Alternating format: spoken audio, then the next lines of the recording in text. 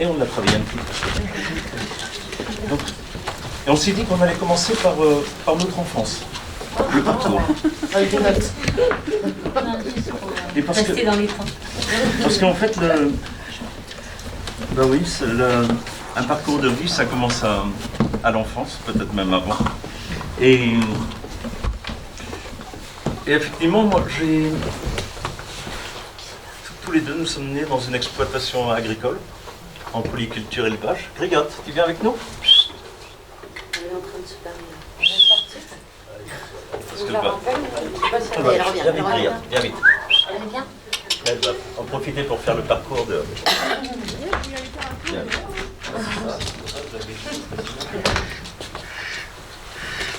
On dort avec Léonard.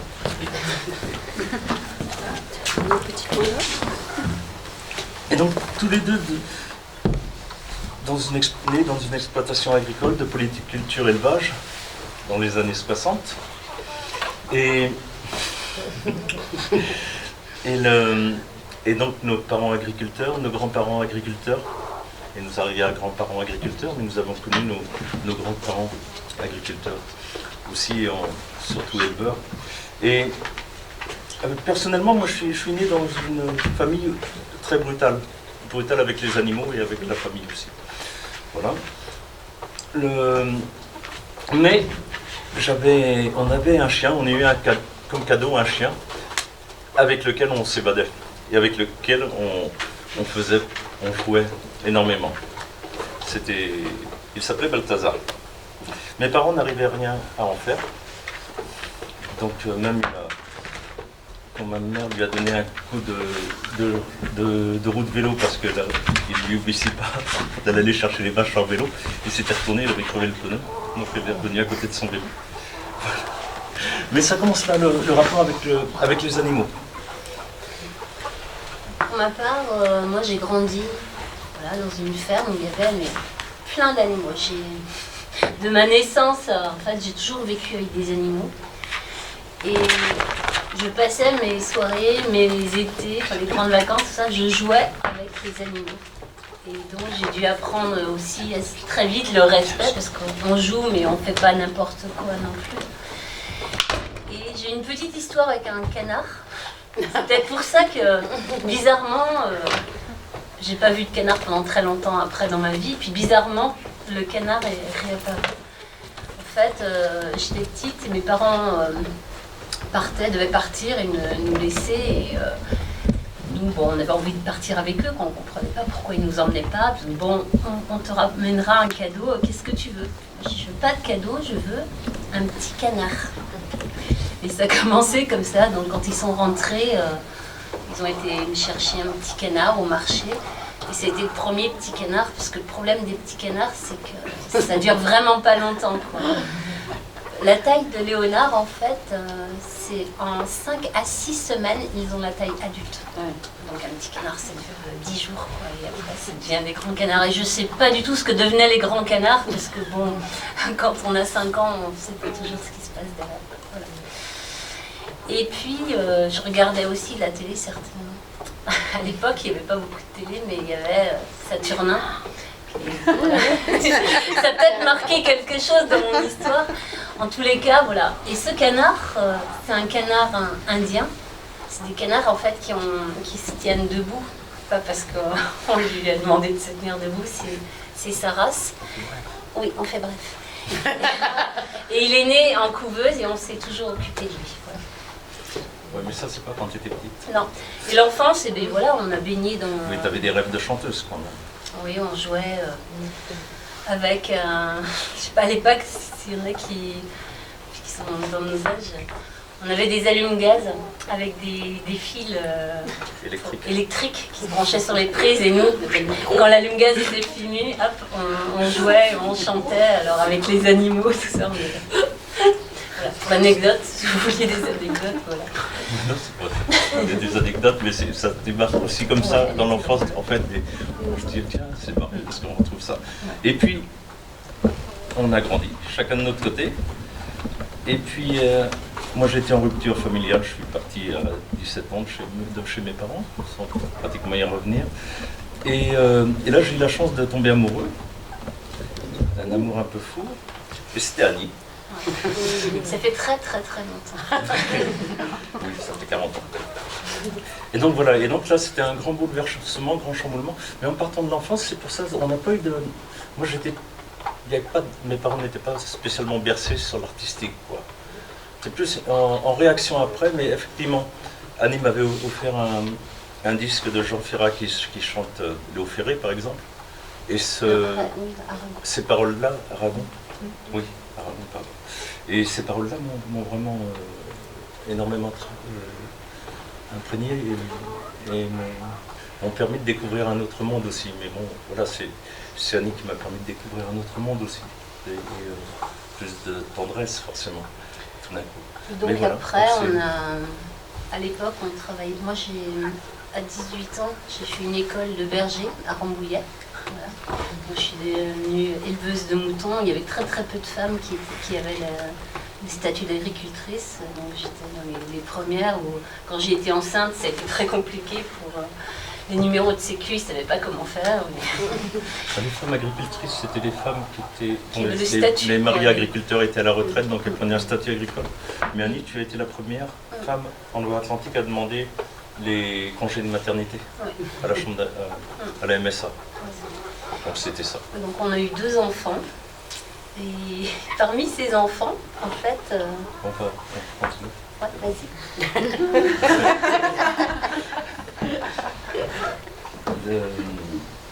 Et donc à 17 ans, moi je suis parti et j'étais vaché, donc dans une exploitation agricole dont mon patron avait 22 ans. Il venait de perdre sa femme qui avait 20 ans. Ils avaient eu 3 enfants. Et le dernier avait 3 mois et elle est décédée d'une leucémie en 2 semaines. Et donc c'était une expérience comme ça où je m'occupais aussi bien des animaux que des enfants, quoi. Voilà. Mais c'était une expérience extraordinaire, c'était quelqu'un d'extraordinaire. Et donc aussi c'est des expériences de vie qui changent les destinées, quoi. Et puis donc, voilà, 2 enfants. On a dû arrêter l'exploitation agricole. Moi, j'étais tondeur de moutons aussi, pour apporter un revenu suffisant à l'exploitation. On est tombé au moment du Commonwealth, l'épisode du Rainbow Warrior, qui a fait que vous savez, cette histoire d'agents secrets qui ont coulé un bateau de Greenpeace au Nouvelle-Zélande, ou Australie, Nouvelle-Zélande, je crois. Problème avec la Nouvelle-Zélande. Donc problème diplomatique avec la Nouvelle-Zélande. Accord, on va vous acheter des moutons. Et donc la baisse du prix du mouton en France. Et on a arrêté l'exploitation parce qu'on nous proposait une autre alternative, c'était l'élevage intensif dans lequel nos parents avaient plongé, quoi. Cet élevage où Annie, qui disait qu'elle a vécu avec beaucoup d'animaux quand elle était enfant, son père, durant son adolescence, est passé de cette polyculture élevage à 18 000 pondeuses en batterie sur 3 étages. Et donc ils passaient leur vie à ramasser les œufs sur tapis roulant. Voilà. C'est vraiment quelque chose qu'on a vécu. Et moi, mon père, il avait acheté un bulldozer pour arracher toutes les haies avant le remembrement. Mais à cette époque-là, il y a eu le remembrement qui a été imposé. Donc tout ce pays de bocage en Loire-Atlantique qu'on a connu, il a disparu, il est devenu des grands champs. Ils ont arraché les pommiers alors qu'il y avait du cidre partout.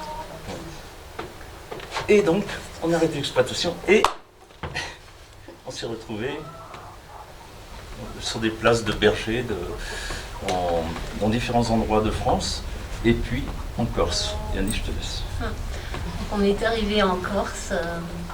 On avait une petite fille qui avait à peine 2 ans et puis Boris, il avait 5 ans. Et donc les premières années, on a été berger, puis à un moment donné, on a vu que ça commençait à être difficile. Ils avaient envie de faire des activités, on était en pleine nature et on s'est dit, si on doit changer de vie, c'est maintenant. Donc on a quitté l'exploitation où on était embauché. On a repris des formations en fait. Et puis on a atterri dans un petit village où là nos enfants ils ont commencé à faire du cirque. bizarrement, il y a eu une compagnie espagnole qui est passée et qui faisait découverte des arts du cirque pour les enfants à l'école. Ils sont rentrés de l'école, oui, on peut faire du cirque. Et là, ce qui n'est peut-être pas le cas ici, mais les cours étaient très chers. Et donc, nous, c'était une période où on était en transition et c'était pas évident d'offrir des cours pour nos 2 enfants au cirque à ces tarifs-là. Ils nous ont proposé qu'il y en ait un de nous 2 qui donne un coup de main parce qu'il y avait beaucoup d'enfants inscrits et en même temps, ils se mettraient au cirque. Donc Michel a commencé à faire l'école de cirque avec eux. Et après, il s'est donc formé en Corse à Jeunesse et Sport. Mais avant, il y a eu un déclenchement important, c'est que dans cette... je suis parti tondre les moutons au Québec, et j'ai dû y aller tout seul. Et là-bas au Québec, comme on se manquait, j'ai promis à Boris et à Suzy de prendre 8 jours pour eux en venant, qu'on allait faire ce qu'ils avaient envie. Et ils nous ont dit, à nous ce qu'on veut, c'est aller dans un cirque. C'est aller dans un cirque pendant une semaine. Donc en Corse, il y avait un petit cirque manouche qui s'appelait le Néné Circus. En manouche, Néné, ça veut dire petit. Et le grand-père s'appelait Néné aussi parce qu'il était petit. Et là, on a demandé pour y rester une semaine et on est resté 2 mois. Ça se passait super bien. Ils ont dit c'est les enfants qui décideront quand ils auront envie de partir, c'est pas vous. Voilà. Donc ils ont commencé début juillet et puis en Corse à cette époque-là, l'école ça a été jusqu'au 15 septembre, ben, ils ont quitté la veille. Tout ça en parallèle avec l'école de cirque. Ouais. Et l'automne d'après, on est partis tous ensemble au Québec et on a loué un motorhome. Et parce qu'eux avaient dans la tête de quitter l'école, de voyager. Et parce qu'ils voulaient faire du cirque. Ils voulaient faire du cirque en voyageant, oui. Et donc on a loué un motorhome et on les a retirés de l'école pendant un mois pour faire un essai, pour voir si cette vie-là pouvait être quelque chose qui nous plairait. Et c'était passionnant. Donc moi je tondais et en même temps on voyageait. Et quand on est revenu, l'été d'après, encore 2 mois dans ce cirque traditionnel.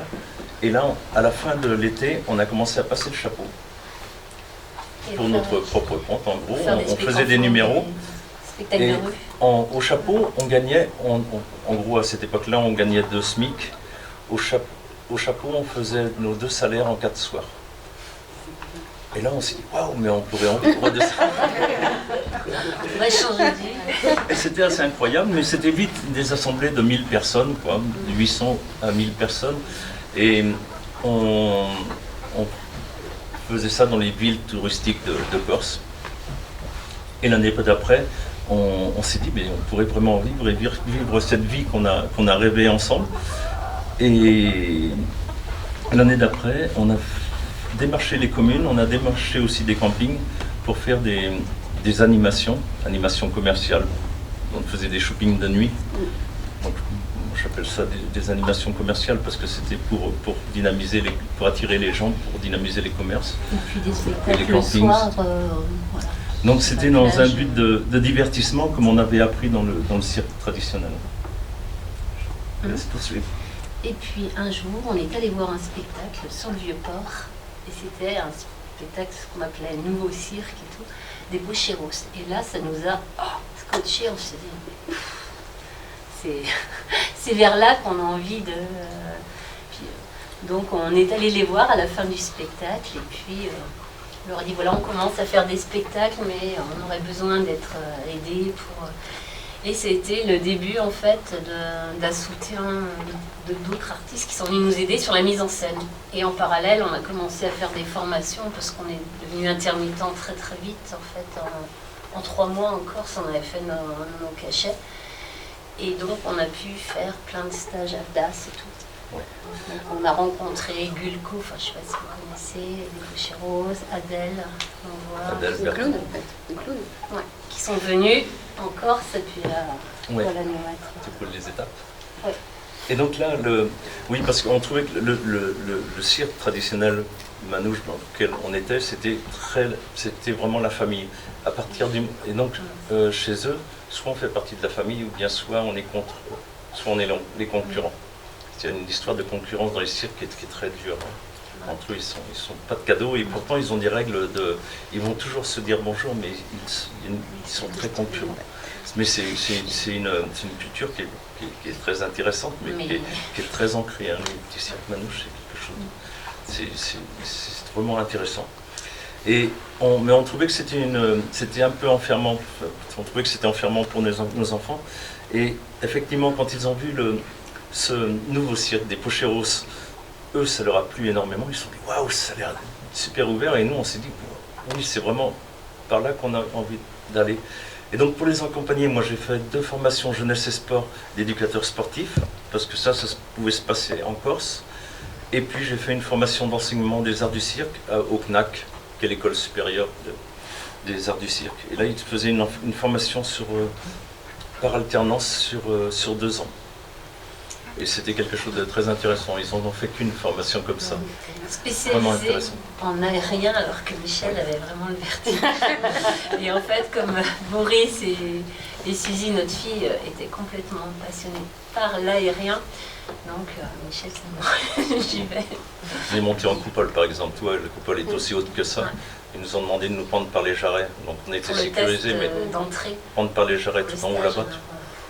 Puis on faisait du trapèze balance. Juste comme ça, sans... On n'est pas du tout attiré par le vide. Si, on est attiré. Mais par contre, moi j'ai encore beaucoup plus de mal à voir d'autres personnes dans le vide. Enfin, même les pratiques de cirque aérienne, je ne suis pas très à l'aise, je n'aime pas spécialement ça. Et de voir quelqu'un sur un toit, ça me rend très malade, je ne peux pas trop le regarder. Et donc, comme ça me rendait malade de voir Boris et Suzy en hauteur, je me suis dit, bouge pas, je vais me former à ça et je vais m'occuper de la sécurité, des agrès. Je me suis aussi formé au trapèze, donc on faisait un numéro de trapèze avec Suzy notamment, aussi en Corse. Un trapèze porté, voilà. On avance. Hein. Ouais. Et après Et entre-temps, en 96, c'était juste après cette expérience avec le cirque traditionnel où on est devenu concurrent. Là, il y a eu rupture et on a formé Zampanos en 96. Donc voilà. Mais ça peut être donc 17 ans. C'est ça. Et pas droit. Plus. 96. Ah bah oui, de 23. Oui, on a passé les, on a déjà fêté les 23. On a déjà fait un Noël. Ah oui. Bon voilà. Pourquoi le titre Zampanos en fait? Ça vient d'où en fait? Bah, c'était une histoire de tente de mouton. Ok. de vous décevoir. Mais quand on tendait, on était à 4, on tendait 1000 brebis à 4. On tendait 250 brebis chacun, on se chronomètre, tout ça. Et quand on partait de cette équipe de 4, on mettait toujours la même musique de flamenco et on disait, et le cirque Zampano est parti vers de nouvelles aventures. C'était notre cri de guerre quoi, quand on terminait. Et forcément, quand on a voulu donner un nom à notre compagnie, c'était évident, le Zampano. Et après, on s'est dit, mais d'où est-ce que ça vient, Zampano?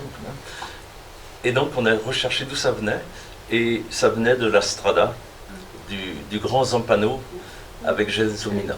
Anthony Quinn. Donc Anthony Quinn et Giulietta Massina. Et on a fait une demande en fait. On était. Hein, Si, c'est ça. C'est bien. On a demandé pour utiliser ce nom et on n'avait pas de réponse. Et puis un an après, on a eu une réponse où ils refusaient. Et donc nous, on avait fait notre logo, on avait déjà... Donc on a mis un S au bout. Et comme on était en Corse, les gens nous ont appelés les Zampanos. Et puis voilà, Et depuis, monsieur et madame Zampano. En Corse, les gens nous appelaient comme ça, ils pensaient que c'était notre nom. Et puis, à un moment, on a quitté la Corse parce que... On continue avec Bilko, par exemple. Oui, ben, c'est à ce moment-là qu'on a quitté. On est resté en Corse. On peut revenir à, par exemple, des gens comme Gulko, comme les Pocheros qui nous ont aidés après dans les mises en scène.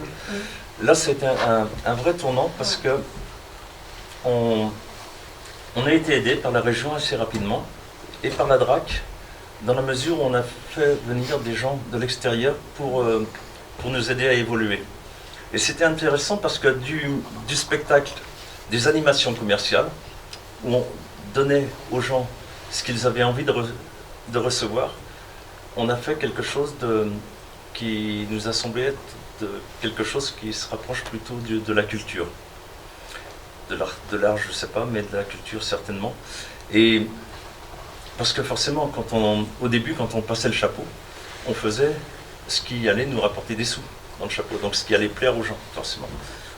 Et après, on s'est dit, bah, tiens, pour nous, il y a une différence fondamentale là-dedans, c'est de pas forcément donner aux gens ce qu'ils ont envie de voir, au contraire, leur donner ce qu'ils ne seraient pas venus voir, mais où ils vont sortir en disant « Waouh, dis donc, je ne m'attendais pas à ça, mais qu'est-ce que c'était bien !» C'est ça. Et moi, j'assimile ça un petit peu à la cuisine. J'aime bien faire cette comparaison de cirque tel qu'on le vit à la cuisine. Nous en plus, on fait 700 mètres carrés de jardin, quand on a le temps, mais on plante les graines, on fait tout nous-mêmes aussi, hein, dans le cirque. Le chapiteau ici, je l'ai construit avec notre fille Suzy. Et on plante les graines, on a les plantes qui poussent, et après on fait la cuisine. Et quand on invite des gens, on souhaite leur donner, leur faire goûter des choses qu'ils n'auraient pas forcément goûté. Si on ne veut pas faire ce qui leur fait plaisir, c'est-à-dire faire du steak frites,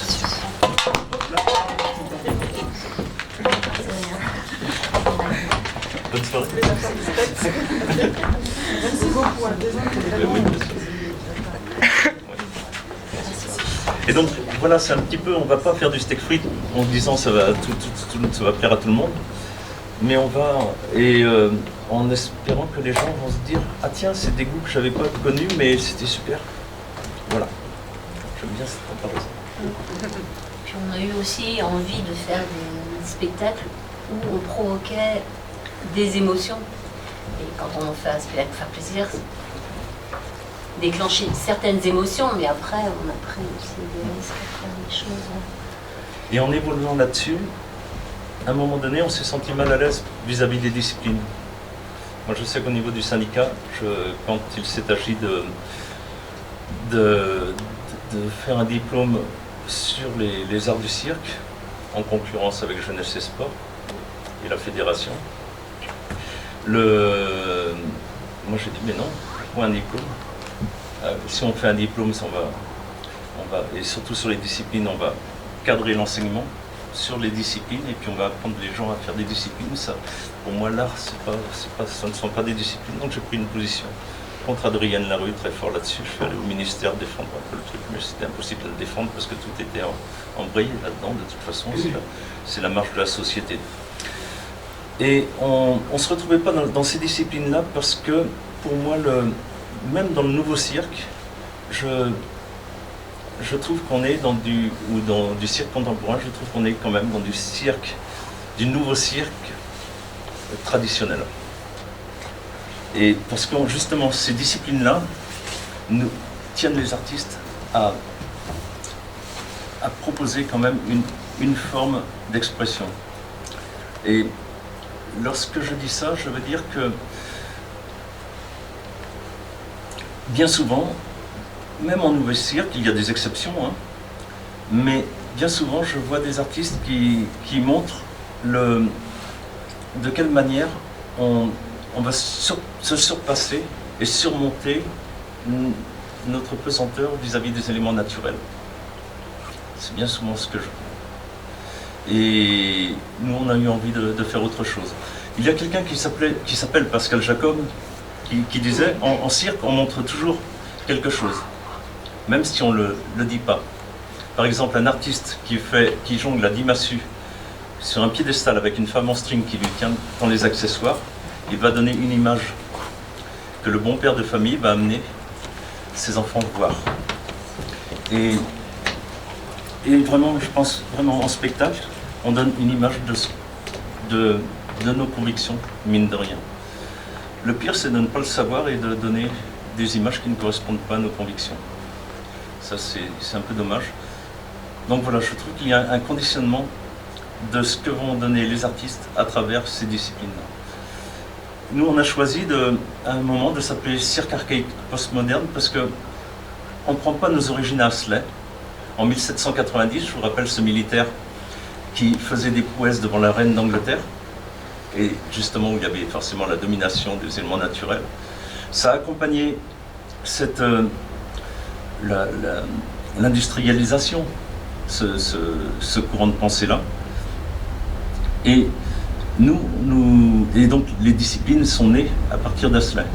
Nous prenons nos origines dans la nuit des temps à partir du moment où l'humain a eu envie d'inviter d'autres humains pour exprimer de manière poétique une pensée ou quelque chose qui lui tient à cœur. Et donc là, c'est complètement différent. Et donc on a cherché autour du cercle. Là, on a monté la Strada avec 20 en création, 2500 000 euros, 250 000 euros de budget. Avec un chapitre d'achat d'un Un chapiteau de 1200 places qu'on avait réduit à 500 places. 30 animaux de la ferme. Et 15 en tournée. pour moi, la Strada était une histoire importante parce qu'elle représentait le grand Zampano qui, grâce à sa force et son pouvoir d'achat, pouvait se payer un peu n'importe quoi et s'est payé Gelsomina. Et ce grand Zampano pensait maîtriser son destin. Et j'avais envie de raconter cette histoire-là, mais avec une dimension cosmique, c'est-à-dire l'humain qui pense maîtriser son destin avec éventuellement son pouvoir d'achat et sa force, et qui en fait n'est juste qu'un tout petit élément dans l'univers. Voilà, et donc nous avons créé la Strada en circulaire, avec un cheval de trait qui faisait tourner une piste, et donc 30 animaux de la ferme, il y avait une vache, un cheval de trait dans les gros animaux, beaucoup de basse-cour. C'était très très lourd. 1 litre au kilomètre quand on se déplaçait, ça pose quand même des questions. Je vous laisse continuer un petit peu. Donc après ça, on est parti, on a fait une tournée en Afrique. On était 5 avec nos enfants, puis notre jeune, pendant 2 mois et demi. Donc c'était un peu la fin de Zampanos avec Boris et au retour d'Afrique. Donc lui, il a monté sa propre compagnie, Les Choses de Rien. Il a monté le spectacle phare. Et nous, là, on s'est retrouvés donc, avec notre fils ici. Qu'est-ce qu'on fait? Et là, on est reparti. Quand Boris est parti, on a monté la Strada. Ah oui. Boris est parti avant qu'on monte la Strada. C'est compliqué. Mais on était tous les trois comme piliers de la structure. Et il y avait un metteur en scène de théâtre, Jean-Paul Wenzel, des fédérés, et puis des comédiens qui venaient de la comédie française même, ou de la comédie de Genève. Pas de la comédie française, mais de l'école qui forme les acteurs du français en fait. La comédie? Non, pas de la comédie, c'est du Conservatoire national de Paris. Et puis, nous étions le pôle circassien. Voilà, il y avait des musiciens aussi, 3 musiciens. Donc ça, c'était en 2005-2006. On a tourné pendant 1 an et demi. J'ai joué 35 fois ce spectacle, mais pour nous, vu l'investissement qu'on y avait mis, on avait imaginé de tourner 4-5 ans, mais bon, c'est une période difficile. C'était un point énorme, on faisait que régler des problèmes et on ne se retrouvait pas à faire ce qui nous plaît de faire, c'est-à-dire à jouer. Donc suite à ça, on a un peu plongé, et c'est là où est né donc le petit cercle boiteux de mon imaginaire dans un tout petit chapiteau qui était en fait un box de la Strada. On avait 2 box comme ça, un pour la jument, c'était une boulonnaise, et on en avait un autre pour notre vache noire qui était dans le spectacle. Et donc on a vendu le chapiteau, puis il nous est resté ça, et puis... Et on s'est dit, on repart là-dedans. Mais tout petit, et puis on a fait... Après une grosse crise, après une grosse remise en question, où 10 ans. Dans les gens qui nous ont aidés à monter la Strada, dans les coproducteurs, il y avait surtout le ministère et il y avait des institutions aussi, des pôles cirque aussi. Et ça s'est bien passé pour la Strada, mais quand on est allé revoir les institutions, pour un autre spectacle, qui devait s'appeler Psychose, il s'est trouvé qu'on était, la DRAC nous suivait sur ce projet, et on est allé voir quelqu'un qui avait dans notre région un pôle rue, et qui était référent à la DRAC et référent à les régions, qui nous a dit, de toute façon, je ne prendrai même pas votre dossier, votre esthétique ne m'intéresse pas. Moi, je n'aime pas votre esthétique. Il n'a pas voulu Je n'aime prendre pas votre notre esthétique, je ne lirai même pas votre dossier. Je lui ai dit, mais tu sais que si tu ne nous aides pas, on n'aura pas l'aide de la DRAC, parce qu'il n'y a que les dossiers que tu soutiens qui sont aidés par la région. Pardon. On n'aura pas l'aide de la région. Il a dit, non, mais voilà. Et nous, on s'est sentis très humiliés là-dedans. Et on s'est dit, bah, ce monde-là, c'est pas pour nous, quoi. Et on a rendu l'argent à la DRAC et on a ouvert une entreprise de bois de chauffage. Et j'ai eu des problèmes de santé. Ça n'a pas duré longtemps. Voilà, grosse dépression par là-dessus et on est reparti avec le petit sac boiteux de mon imaginaire, sans demander aucune subvention à personne et en disant on va faire ce qu'on a envie de faire et dire ce qu'on a envie de dire. Voilà, ça s'est appelé au début Mundus est Circus, c'est-à-dire le monde est un cirque. Donc effectivement une critique par rapport au cirque et par rapport à ce système-là, où les paroles sont parties progressivement et c'est devenu une forme beaucoup plus poétique après. Et c'est ce petit cercle qu'on a tourné 800 fois qui nous a permis de nous redresser financièrement, qui nous a permis d'arrêter parce qu'on était financièrement, c'était une catastrophe, on avait mis notre maison en vente, on était en rupture de crédit, tout ça, et on a réussi à remonter juste avec cette petite forme-là. Et ce qui nous intéressait, c'était de travailler sur l'assemblée. Le cercle, avec la Strada, c'était quelque chose, on essayait de trouver dans le circulaire, mais c'était bien trop grand. Et on a travaillé sur l'assemblée et sur la réunion de cette assemblée-là. Et le petit cercle, on a mis en place des choses pour faire en sorte que les personnes qui composent le public, c'est pas juste le public, c'est vraiment les personnes qui composent le public, participent à l'élaboration du poème qui se déroule. Mais ne participent pas de manière comme une animation. Vraiment, ils participent sensiblement et faire en sorte que, par empathie, ce que je joue, où je convoque des émotions, je vais chercher assez profond, je les joue sur scène et par empathie, les gens ressentent ces émotions-là et les renvoient aux autres personnes. Et donc, du coup, ce qui se passe sur scène, c'est plein de petites choses toutes bêtes et drôles. Mais ce qui se passe sur scène, les gens le vivent complètement. Et les gens du public regardent autant les gens qui sont autour, parce qu'il y a 40 personnes, cette petite assemblée où on met les enfants dehors, regardent autant ce qu'ils on les met au-dessus. Derrière. Et ce sont les adultes qui jouent et qui lâchent prise en jouant, parce qu'ils se retrouvent... par exemple, je mets des brioches, parce que le rat est disparu, je mets des brioches sur le bord de la piste qui mesure 1 mètre. Les gens sont les genoux ici devant les brioches.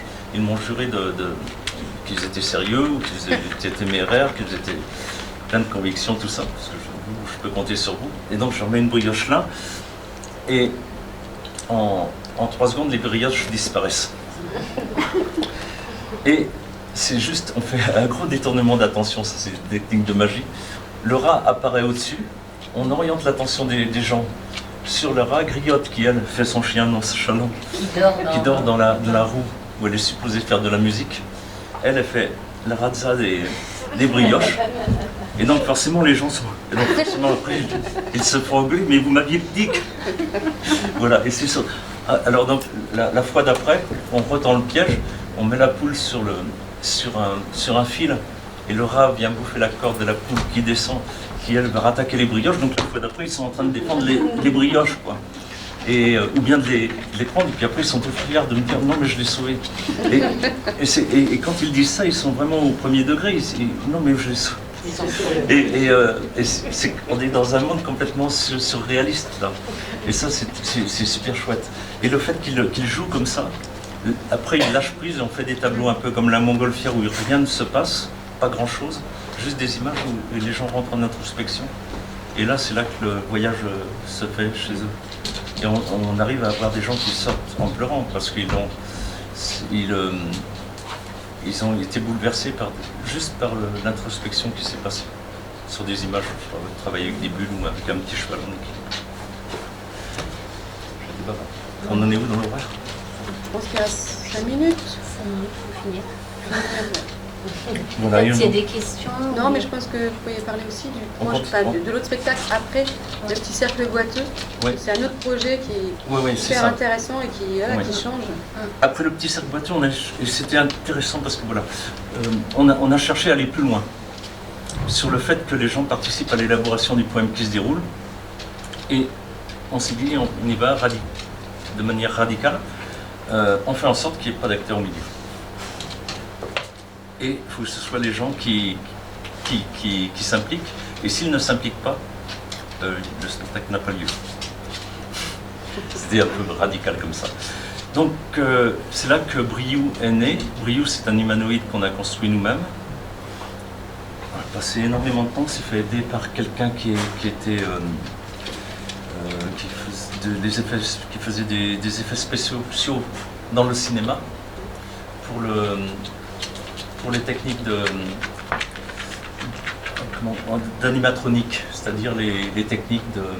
Tu sais, avant, les effets spéciaux étaient faits, par exemple, si on voulait un loup qui bave et qui ouvre la bouche et qui bouffe quelqu'un, on fait un faux loup avec des poils, tout ça, c'était une grosse technique. Maintenant, c'est remplacé par le numérique, ces techniques-là, et Boris se retrouvait à faire des poupées sexuelles. Il est sorti de l'école et ça. Oui, parce que c'est Pourtant, ça a une été très vite, en reconversion, fait, parce que l'animation. un autre truc qui marche très bien au niveau économique.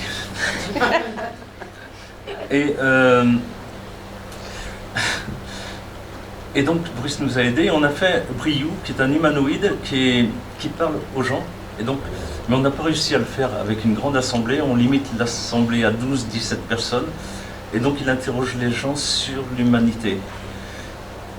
Et c'était tout un cheminement parce que Briou, les recherches qu'on a fait avec lui, du coup nous ont emmenés à nous intéresser beaucoup au transhumanisme, à toutes les nouvelles technologies.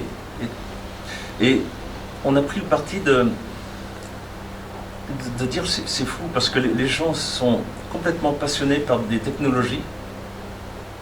Par exemple un humanoïde qui va leur parler ou qui va bouger, mais ils oublient de regarder la beauté qu'il y a chez les humains à côté d'eux, alors qu'on est 10 000 fois plus perfectionné.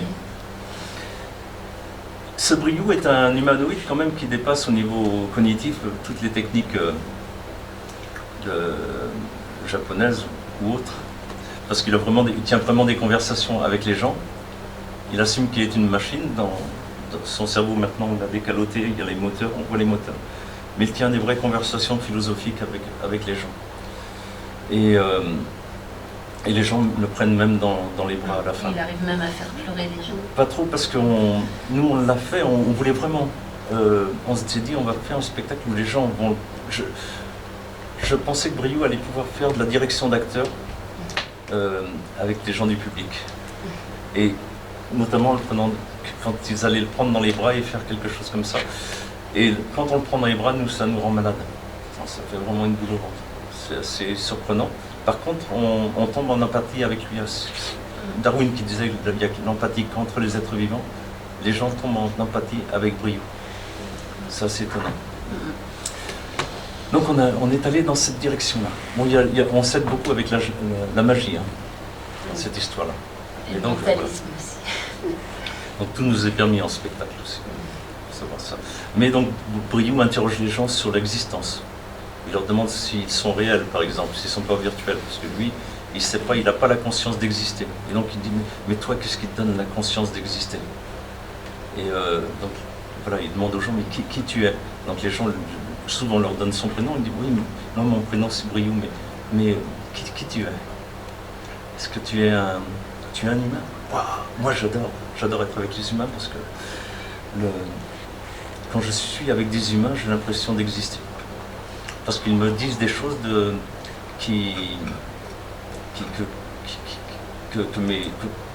parce qu'ils leur disent, tu vois, moi j'ai pas de sens, j'ai pas de sentiment, j'ai pas d'émotion et je ne sais pas si j'existe. Voilà. Donc c'est toute une discussion philosophique sur sur la vie, sur ce qui fait la pensée. Il a une obsession Briou aussi, c'est il demande aux gens s'ils sont asservis, que lui est asservi. Il le sait bien, il sait que c'est un programme. Des fois, il a l'impression d'être manipulé comme une marionnette. Et il leur demande aux gens s'ils sont asservis et de quelle manière ils s'émancipent de leurs asservissements. Ça l'intéresse beaucoup. Ouais. Et puis, Briou, c'est une catastrophe financière. On a mis énormément de temps dedans, énormément d'argent, et c'est vraiment passionnant. On est allé au bout de On l'a joué peut-être nos convictions artistiques. 150 fois. Oui, mais beaucoup de fois gratuitement. Mais en chapiteau? Un mois. En chapiteau ou Dans un ou petit dans chapiteau. d'autres... Oh, Dans on a un joué. petit chapiteau de 3 mètres en tissu blanc qu'on a installé à l'intérieur de celui-là. On a joué Sous par notre exemple, petit chapiteau à la Villette, gratuitement, au rond-point, dans le théâtre de rond-point, gratuitement pendant un mois, une séance par jour, des petites séances d'un quart d'heure avant le spectacle de Raphaël Navarro. On avait tous nos copains magiciens qui étaient là, Yann Frisch, Étienne, Guillot. Et donc c'était vachement bien aussi comme rencontre pour nous, mais parce qu'on avançait là-dedans. Mais pour nous, c'était de la recherche. On a joué à Paris, au truc de l'espace, Musée Branly. au musée du Quai Branly. Du Quai Branly. Super. Il y avait Dans la bibliothèque, on était. l'expo Persona, qui était une expo géniale. Et nous, on a pu jouer dans la bibliothèque. On est allé un soir voir cette expo. On y est resté 2 heures parce qu'il était très tard. Le lendemain, on est passé toute la journée. Pour nous, c'était génial. C'était sur la présence, l'effet de présence. C'est-à-dire à bloc dans notre thème. Et les objets. Et dans quels objets allons-nous nous entourer demain? Oui. Vas-y, continue. Non, vas-y, parce que là, t'es parti. Et puis aussi au truc de l'espace, c'est comme la NASA là, mais qu'il y a en France quoi. Non, la recherche. Il y en a à Toulouse et il y a la Maison Mère à Paris. Au CNES, Centre National d'études spatiales. Une fois par an, Ils font là un porte festival. ouverte. Un festival des univers spatiaux. Là, on était rémunérés. Et c'était génial. Les gens ne savaient pas du tout si c'était du veau ou du cochon, ils ne comprenaient pas. Et donc, c'était très très chouette. Donc après ça. Après, comme financièrement pour le projet, donc Suzy, elle nous a quittés parce que ça devenait lourd d'être à 3, et puis elle travaille maintenant avec son compagnon. Elle avait la possibilité de retrouver ce travail-là. Puis nous, on a descendu nos salaires au SMIC, et ça nous va bien, et on a fabriqué donc la Comédie des Animaux, en se disant on va faire ce qu'on sait faire, et avec des animaux, avec un peu de magie, un petit peu de clown, et on va monter un spectacle comme ça, et puis on va essayer de parler de notre rapport avec les animaux. Donc la Comédie des Animaux est venue là, et là encore, on a construit ce spectacle-là, avec un petit robot qui est la voiture, là, et donc j'ai passé 1000 heures dessus quand même. Et vite, on arrive sur cette problématique. On aime bien aborder des problématiques contemporaines. On trouve que le cirque contemporain, pour nous, c'est aborder des problématiques contemporaines. C'est pas forcément avoir une esthétique contemporaine. L'esthétique, il y a 2 formes d'esthétique. Voilà. Il y a ce qu'on dégage vraiment par l'image qu'on donne, et puis les esthétiques qui sont un peu à la mode. Et nous, les esthétiques qui sont un petit peu à la mode, ça ne nous parle pas grand-chose. Faire du trash pour paraître subversif, ça ne nous parle pas beaucoup. Par contre, faire ce qu'on fait avec la Comédie des Animaux dans le climat où on est actuellement, et de ce climat où on a des associations qui sont subventionnées par les Silicon Valley pour faire en sorte qu'on abandonne notre rapport organique avec les animaux. Là, on se trouve subversif à ce moment-là, parce que c'est un vrai problème contemporain, ce qui se passe. Le rapport avec les animaux, en 10 ans, peut complètement basculer. Parce qu'il y a du financement derrière. Il y a un marché, il y a des gens qui sont en train de travailler sur des laboratoires. Bill Gates, Charles Bronson mettent des milliards de dollars pour fabriquer de la viande artificielle, in vitro. Donc avant, il le rapport avec l'animal évolue pour arriver à ce marché-là. Et d'autre part, il finance à 1,5 million d'euros, par exemple, L214. Voilà, c'est une réalité. Et donc, nous, ce qu'on a envie de dire, c'est de montrer que ce rapport avec les animaux nous est existentiel. Pour nous, il nous est existentiel. Je pense que face au transhumanisme, ça nous ramène au transhumanisme. C'est un bon moyen de le contrecarrer. Donc, ce spectacle, il démarre parce que on a joué les premières de la Forme du Nord en Bretagne en avril. Et puis donc avec voilà, tout ce que Michel vient de dire, il est en train d'évoluer, donc il n'est pas... Et la direction dans on laquelle... va encore bouger des choses, des textes, tout ça, parce que maintenant on a envie de dire plus de choses à travers la relation avec les animaux sera là, mais on arrivera à faire passer des choses qui sont importantes à dire. Ce qu'on a envie de faire maintenant, là, c'est de travailler avec des scientifiques pour montrer que les animaux, avec les humains, les animaux domestiques peuvent s'émanciper. Qu'il y a ce contact-là provoque de l'émancipation. Au lieu comme la propagande le fait croire, où ça provoque de l'aliénation. Un animal qui peut avoir envie de jouer plutôt que de rester toute une journée sans rien faire. La vie est monotone aussi. Non, on le voit par exemple avec le canard. C'est évident. Ce soir, il ne voulait vraiment pas quitter. C'est évident qu'ils s'émancipent. Mais ce sont nos manières de voir les choses, mais la peur, ils ne connaissent pratiquement pas. Et puis, il y a plein d'ouvertures, plein de choses qu'ils peuvent faire autres. Mais ce serait intéressant vraiment de le travailler avec des scientifiques. Là, les enfants avaient vraiment envie de... Comment?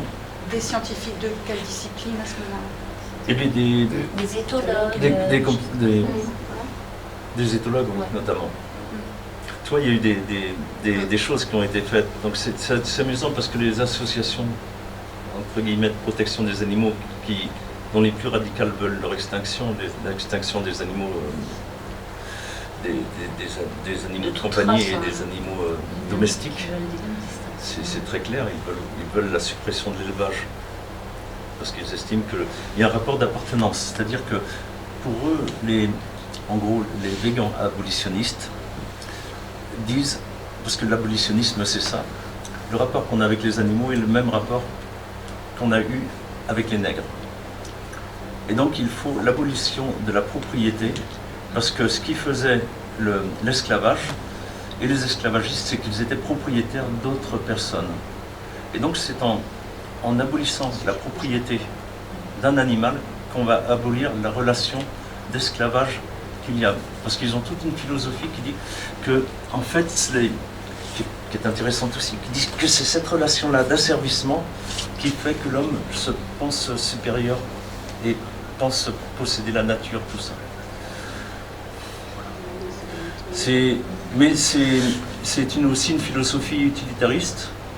Nous qui avons une philosophie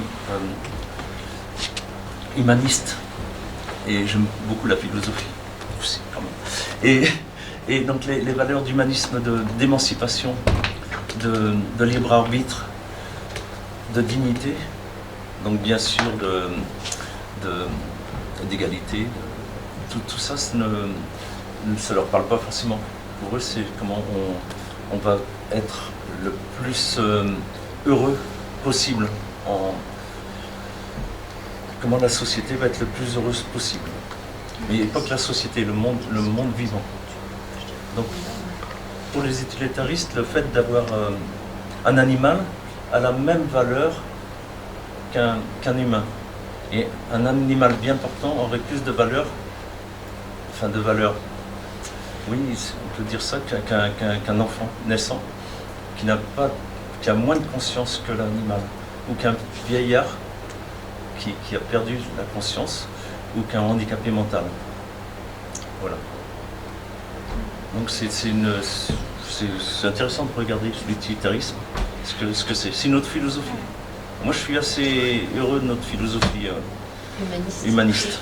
Je trouve qu'elle puise ses sources chez les Grecs, Socrate, et donc Aristote qui avait reconnu déjà la sensibilité des animaux. D'un coup, il y a des nouvelles philosophies qui arrivent. Notamment Peter Singer, lui, était le philosophe le plus reconnu en 2005 au monde. Enfin, c'est par un grand magazine américain.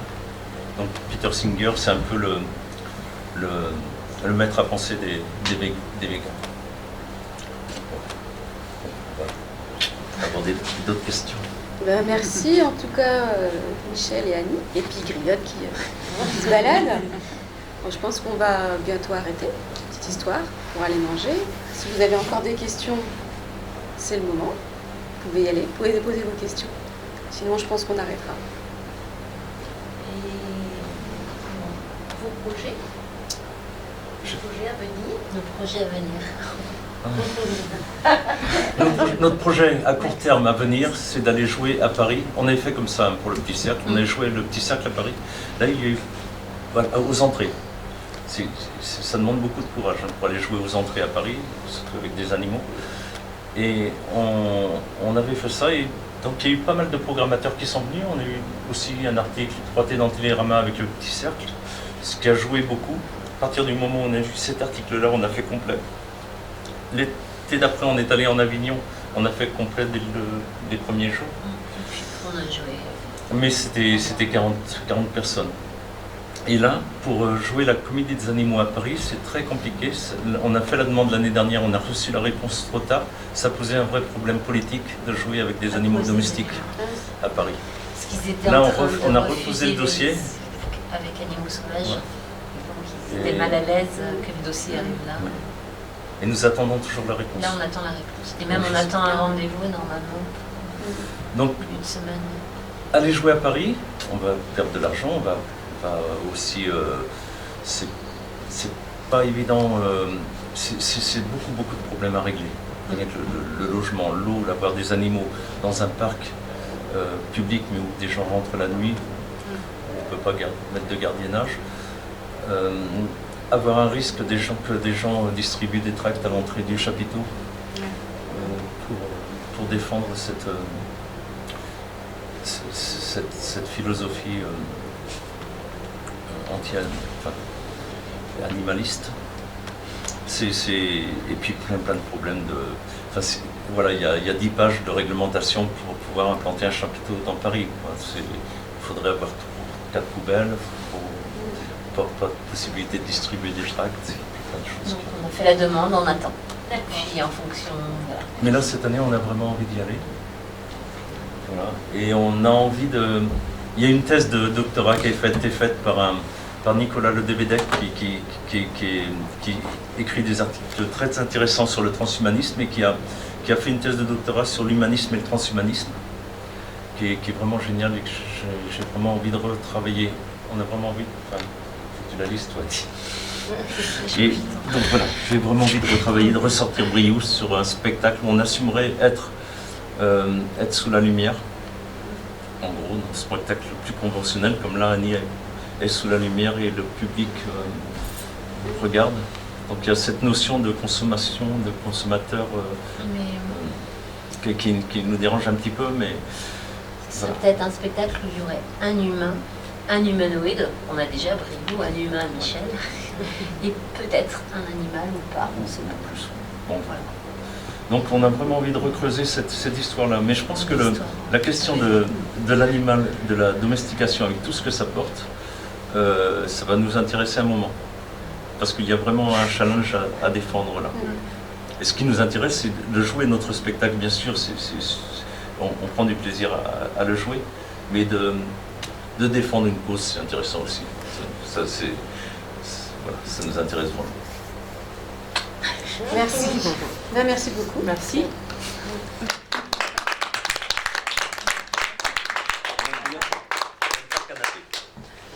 Vous n'êtes pas seulement que des artistes, vous êtes aussi engagés.